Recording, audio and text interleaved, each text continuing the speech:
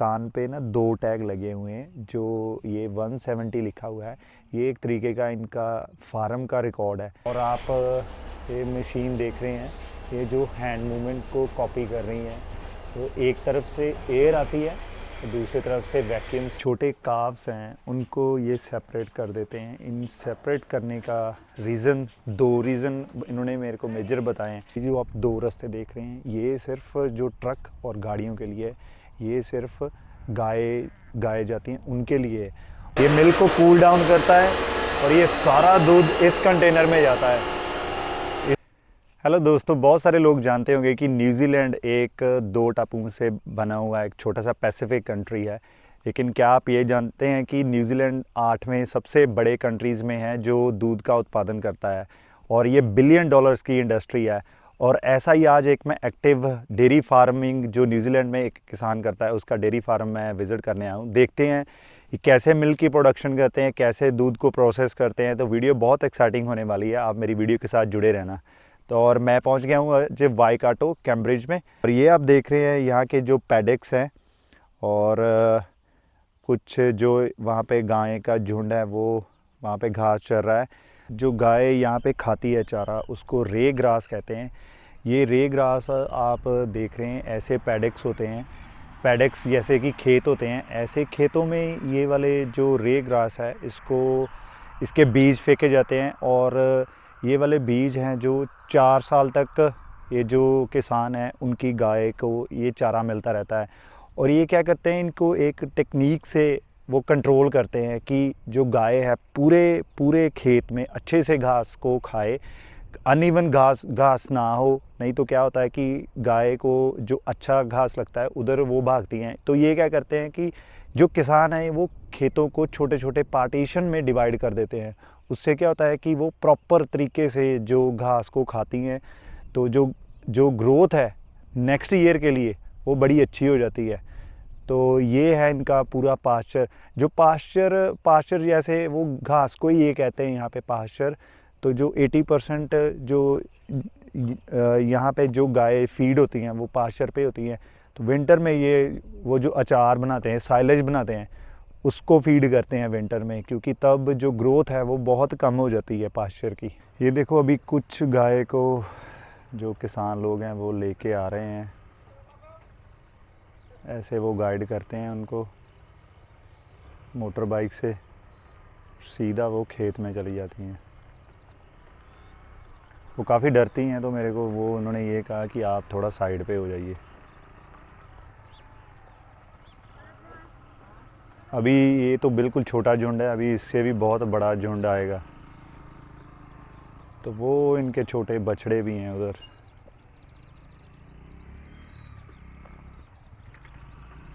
अभी मैं ये जो फार्मर है उनसे मैं पूछूंगा कि बछड़ों को अलग क्यों कर दिया जाता है। तो दोस्तों, ये है वो एक पॉट, जो गायें हैं वो पानी पीती हैं, ऐसे फ्लोटर लगा है। फ्लोटर जैसे ही नीचे जाता है वो ऑटोमेटिकली वो पानी ऊपर आ जाता है। ये टाउन से सप्लाई आती है, तो वो मेरे को बता रहे हैं कि काफ़ी एक्सपेंसिव है पानी इनको लेना, लेकिन टाउन के पास होने की वजह से ये सारा इंटरकनेक्टेड है, लेकिन इनको ज़्यादा रेट्स पे करने पड़ते हैं। So it's very difficult for a farmer कि इतने एक्सपेंसिव, क्योंकि बड़ी रेगुलेटेड है। पहले मैंने सोचा नहीं था कि इतनी हैवीली ये जो इंडस्ट्री रेगुलेटेड है, लेकिन कुछ भी फ्री नहीं है इधर। मैं आपको अभी डिटेल में और भी बताता हूँ। सो ये हज़ारों ही एकड़ में फैला हुआ है। तो अभी मेरे को वो बता रहे थे कि इस फार्म को रन करने की कॉस्ट, जो उनको, आप यकीन मानिए, 1 साल की कॉस्ट है वो $1 मिलियन है। $1 मिलियन यानी कि उनको कम से कम 5 करोड़ रुपया चाहिए सिर्फ इस फार्म को की कॉस्ट को मेजर करने के लिए। लेकिन प्रॉफिटेबल भी है। तो प्रॉफिट का जो मार्जिन है वो 2.5 लाख से $5 लाख एनुअली होता है इनको। फार्मिंग एक बहुत अच्छी फील्ड है, लेकिन बहुत सारी जो यंग जनरेशन है न्यूजीलैंड में वो अभी इसमें नहीं आ रही। जैसे मेरे को फार्मर बता रहे हैं कि जो कॉस्ट है यहाँ पे लैंड की, जैसे बाकी पूरी दुनिया में, यहाँ पे भी जो लैंड की कॉस्ट है वो बहुत ज़्यादा बढ़ गई है। तो जो यंग फार्मर है उनके पास पैसे नहीं है, और ये खुद भी लीज़ कर रहे हैं, इनके खुद के फार्म नहीं है, क्योंकि ये इतनी बड़ी लैंड अगर वो ले लेंगे तो वो पूरी जो अपनी सेविंग है वो सिर्फ बैंक को ही देंगे। तो दोस्तों जैसे आप ये देख रहे हैं, इनके कान पे ना 2 टैग लगे हुए हैं, जो ये 170 लिखा हुआ है। ये एक तरीके का इनका फार्म का रिकॉर्ड है। और ये जो बिल्कुल दूसरे कान पे इनका टैग लगा हुआ है, जैसे इस काऊ पे आप देख रहे होंगे एक और टैग लगा हुआ है, ये जैसे इनकी आइडेंटिफिकेशन है, जैसे पासपोर्ट है। क्योंकि एक फार्म की गाय है जो वो दूसरे फार्म में नहीं जा सकती, इनको पूरा सिस्टम में अपडेट रखना पड़ता है। अगर वो एक गाय किसी दूसरे फार्म में चली जाए तो ये इनको फ़ाइन देना पड़ सकता है। तो और ये फार्मर मेरे को ये भी बता रहे हैं कि जैसे ये वाले जो ब्लैक कलर हैं, ये यहाँ न्यूजीलैंड में ब्रीड करी गई है। और ये जो ब्लैक एंड वाइट है ये पर्शियन काऊ है, और वो वाली एक जो काऊ दिख रही है वो जर्सी काऊ है। तो ज़्यादातर ये 3 ही ब्रीड आपको न्यूजीलैंड में डेयरी फार्मिंग में दिखेंगी। दोस्तों ये फार्म पे हम आए हैं अभी, तो ये देखिए ये वाली काऊ कितनी सारी हैं। और अभी जैसे मेरे को फार्मर ने बताया कि ये वाली जो सारी फैसिलिटी है ना, ऐसे राउंड बनाते हैं, क्योंकि जो अभी एक इंटरेस्टिंग फैक्ट उन्होंने बताया कि काउज़ है ना बहुत जल्दी डर जाती हैं अगर वो स्क्वायर चीज़ में हो तो ऐसे राउंड बनाते हैं। तो वो जैसे ही काऊ आते हैं तो 40 काउज़ वो पूरे डिफरेंट कहते हैं 40s मिल्क होती हैं, और 40 अपनी ब्रेक के लिए निकल जाती हैं। तो दोस्तों ये आ गए हैं हम काऊ शेड के अंदर। तो आप देख रहे हैं जैसे ये पूरी 40 काउज़ हैं, 40 काऊ पूरी लाइन में लगी हुई हैं, एंड तक आप देख रहे हैं बिल्कुल। और इधर भी लगी हुई हैं और दूसरी तरफ भी लॉट है, और ये मिल्क हो रही है। और आप ये मशीन देख रहे हैं, ये जो हैंड मूवमेंट को कॉपी कर रही हैं। तो एक तरफ से एयर आती है, दूसरी तरफ से वैक्यूम से ये जो मिल्क है वो बाहर निकल जाता है। और एक टाइमर भी लगाया हुआ है इन्होंने, तो वो एक एफिशिएंसी के लिए चेक करते रहते हैं कि जैसे 3 मिनट के लिए ये 40 काउज़ मिल्क होके, और सीधी वो जो काउज़ आ रही हैं बाहर, वो ऑलरेडी मिल्क हो चुका है उनका, उनसे मिल्क ले लिया गया है, तो वो दूध निकाल के अभी वो उनको बाहर भेज दिया गया है। तो अभी जैसे ये वाला लॉट फिनिश होगा तो ये बाहर चला जाएगा और यहाँ पे नया लॉट आ जाएगा।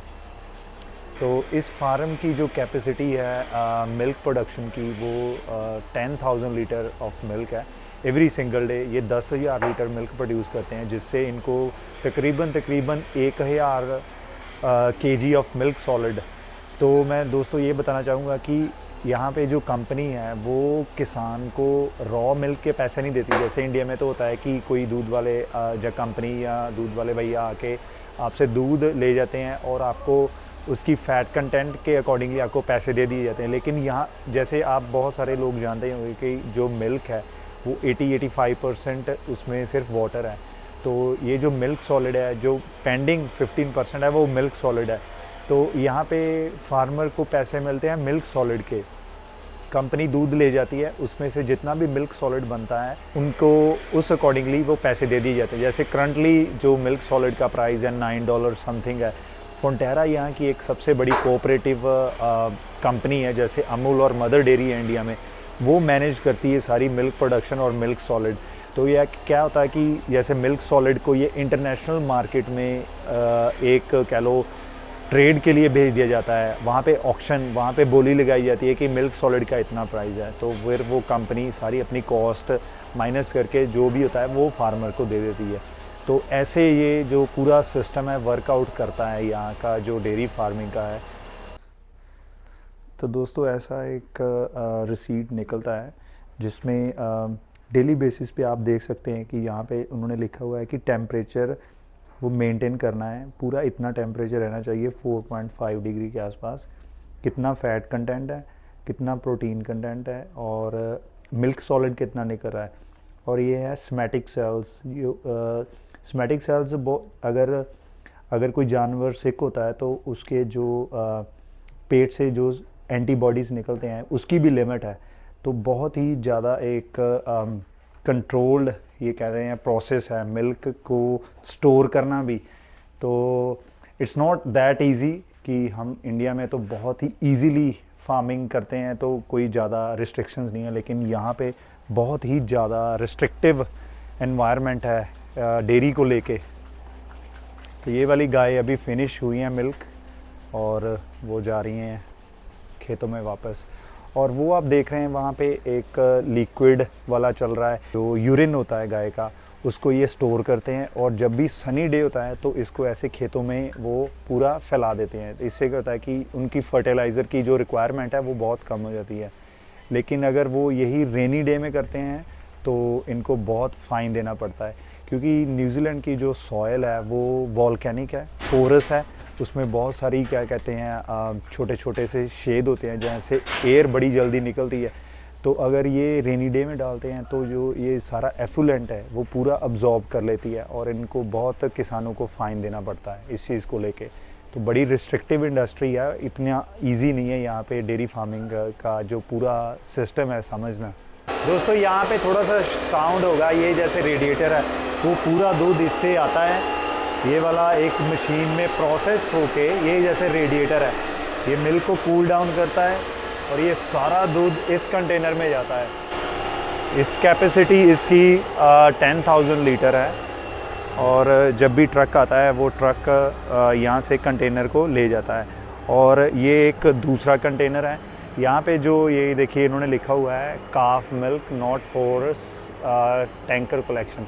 तो इसमें कुछ जो कोलेस्ट्रम जो प्रोटीन है उसकी मात्रा बहुत ज़्यादा होती है। ह्यूमन कंजम्पशन के लिए तो सेफ़ है, लेकिन फॉर सम रीज़न न्यूजीलैंड में ये वाला दूध नहीं जाएगा। तो जो गाय हैं जो सिक हैं, जिनमें कोई प्रॉब्लम है, उनका दूध यहाँ पे स्टोर कर देते हैं, तो काफ ये दूध पीते हैं। तो बड़ा एक इंटरेस्टिंग सा पूरा प्रोसेस लग रहा है ये। तो दोस्तों ये जो छोटे काफ्स हैं उनको ये सेपरेट कर देते हैं। इन सेपरेट करने का रीज़न, दो रीज़न इन्होंने मेरे को मेजर बताए हैं।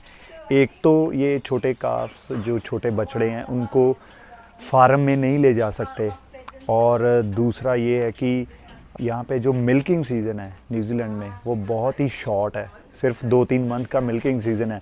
और ये किसान, ये एक तरीके का कह लो ऐसा बिज़नेस बन गया है जिससे ये पूरा कहते हो कि गाय से पूरा दूध 100% ही लेना चाहते हैं ताकि वो सेल कर सकें। क्योंकि बछड़ा, अगर वो बछड़े को गाय के पास रखेंगे तो वो दूध पी जाएगा। और मैं मानता हूँ कि ये थोड़ी प्रैक्टिस ना क्रूअल है, क्योंकि बछड़ों को जैसे बिल्कुल ही यंग ये गाय से अलग कर देते हैं। आप इमेजिन कर सकते हैं कि वो ऐसा मेंटल ट्रॉमा ये जानवर को बेयर करना पड़ता है। तो ये देखिए इनको फीड कर रहे हैं वो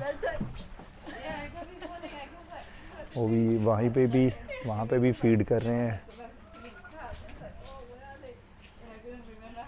छोटे छोटे ये क्यूट।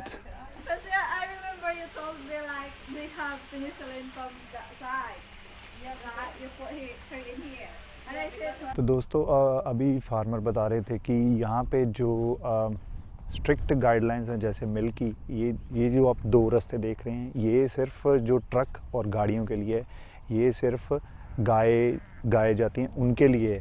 और उनका कारण आप सुनेंगे तो आप हैरान रहेंगे, क्योंकि यहाँ पे जो फंटेरा कंपनी के ट्रक मिल्क कलेक्शन के लिए आते हैं, वो कंपनी ये नहीं चाहती कि उनके ट्रक्स पर कोई भी किसी भी तरीके का जो गाय का जो गोबर है वो लगे, ताकि उनका मिल्क कहीं किसी भी तरीके से ख़राब ना हो जाए। इसलिए जो बायोसिक्योरिटी है न्यूजीलैंड में वो बहुत ही ज़्यादा स्ट्रिक्ट है, क्योंकि जो एग्रीकल्चर इंडस्ट्री है न्यूजीलैंड में वो सबसे बड़ी है, नंबर 1 है इस टाइम। 70-60% जो इनकम है गवर्नमेंट को वो इनकी डेयरी प्रोडक्ट से हो गया, इनके मीट से हो गया, उससे आता है। अगर किसी न किसी तरीके से कोई वायरस बैक्टीरिया ऐसा बाहर से इंट्रोड्यूस हो गया और इनकी ये इंडस्ट्री ख़त्म हो गई, तो बेसिकली यहाँ पे कोई भी इनकम का मेजर सोर्स नहीं है। तो अभी नेक्स्ट टाइम जब भी आप एयरपोर्ट पे आएंगे तो आपको ये पता चलेगा कि बायोसिक्योरिटी बड़ी ही ज़्यादा स्ट्रिक्ट है न्यूजीलैंड में। तो उसका ये मेजर कारण है, क्योंकि बहुत डिपेंडेंसी है इकोनॉमी पर डेयरी की। तो इसका कारण है, ये देखिए इनको स्पेशली पूरे अपने पैडक में, अपने जो खेत में ऐसे 2 रास्ते बनाने पड़ते हैं, एक तो पूरे ट्रक के लिए और एक जो गाय जो चलती हैं उनके लिए। दोस्तों ये है साइलेज, जैसे अचार हम इंडिया में डालते हैं, तो ये इसमें पूरा मक्की का जो दालें हैं, ये घास है, उसको काट के ये इसको पूरा क्रश करते हैं ट्रैक्टर के साथ या किसी चीज़ के साथ, लेकिन फिर उसके ऊपर ये पूरे ऐसे टायर डालते हैं कि कोई हवा ना आ जाए, क्योंकि अगर हवा चली गई तो पूरा अचार जो है इनका ख़राब हो जाता है। क्योंकि न्यूजीलैंड में बहुत ज़्यादा ठंड पड़ने की वजह से इनको साइलेज जो है यूज़ करना पड़ता है जब यहाँ पे विंटर्स होते हैं। तो विंटर्स में इनको साइलेज एज ए कह लो सप्लीमेंट्री ऐड करना पड़ता है। तो अभी मैं फार्मर ने मेरे को ये भी बताया कि जो हे है जिसको हम पराली कहते हैं, पराली को अगर गाय को देते हैं तो उससे क्या होता है कि गाय को लगता है कि उसका पेट फुल है, लेकिन अभी भी उसके पेट में जगह होती है। लेकिन यहाँ पे पराली उसी जानवर को दी जाती है जो अभी वो मिल्क नहीं दे रही, जो गाय मिल्क नहीं दे रही उसको ये पराली देते हैं।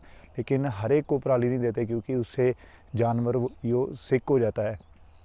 ऐसी नॉलेज हमें जो बहुत कम है बैक होम की, ऐसे कुछ प्रैक्टिसेस जो डेयरी फार्मिंग है। मुझे लगता है कि डेयरी फार्मिंग में जो लोग पढ़े लिखे हैं, डेयरी मैनेजमेंट में बैचलर्स, ग्रेजुएशन या वेट का जो भी उन्होंने इंडिया में स्टडी करी है, अगर आप न्यूजीलैंड आते हो एज अ डेयरी मैनेजर या लाइफ स्टॉक मैनेजर, तो यहाँ पे बहुत ज़्यादा स्कोप है। अब आप देख रहे हैं वैसे तो लैंड जो पूरी है वो पूरी फ्लैट नहीं है, आप देख रहे हैं वहाँ पे बड़े से माउंटेन्स हैं। तो जो कुछ रीज़न है यहाँ का, वहाँ पे बहुत फ्लैट लैंड है, फर्टाइल भी है। और अभी गवर्नमेंट ने वो मेरे को ये बता रहे हैं कि गवर्नमेंट इतनी ज़्यादा फाइन्स और रिस्ट्रिक्शन लगाते हैं कि न्यू जो यंग फार्मर है वो इस ट्रेड में बिल्कुल नहीं आ रहे। तो फिर एक गैप बन जाता है जिसमें माइग्रेंट्स फिट हो जाते हैं, माइग्रेंट आ सकते हैं। ये भी जो फार्म है एक अदर माइग्रेंट फैमिली वो मैनेज कर रही है। सो एक अच्छा स्कोप है, आप कंसिडर कर सकते हो, देख सकते हो। तो दोस्तों आज हमने देखा कि जो न्यूजीलैंड की डेयरी इंडस्ट्री कितनी रेगुलेटेड है। ऐसी ही इंटरेस्टिंग वीडियोस देखने के लिए मेरे चैनल को आप लाइक और सब्सक्राइब जरूर कर लीजिए। वीडियो अच्छी लगी आप कमेंट जरूर कीजिएगा, बेल आइकन को प्रेस कर दीजिए ताकि आप कोई नोटिफिकेशन ना मिस करें। अपना ख्याल रखिए दोस्तों, मिलते हैं आपको नेक्स्ट वीडियो में। तब तक के लिए सबको सत श्री अकाल, नमस्ते।